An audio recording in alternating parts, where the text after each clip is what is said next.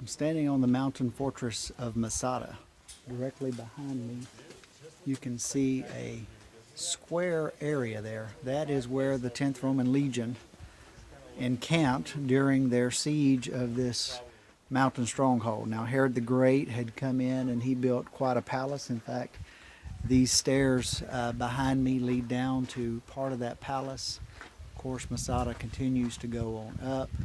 It was quite a complex that he built out here in the Judean wilderness. In fact, you can look at this wilderness behind me, and that's much what the children of Israel lived in for 40 years, this type of landscape.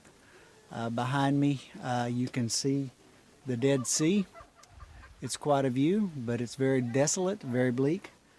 This was a stronghold where the Jewish people, if you'll recall, in about 66 AD, the Jewish revolt started in Caesarea Maritima, and it would culminate in 70 AD with the destruction of Jerusalem, destruction of the temple. But there was a group of Jewish men, women, and children who made their way to Masada, and they held out against the Romans until the very end.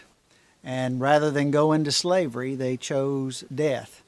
And lots were drawn, and those who drew the lots would go through and kill every man, boy, and girl that was here, their families basically, to make sure their families didn't go into slavery. Only a couple of people actually survived. Flavius Josephus writes a lot about it in his writings. But this is a place where the Jewish people look to as it shows that they would rather choose death than slavery to the Romans. And it all took place right here at Masada about 2,000 years ago.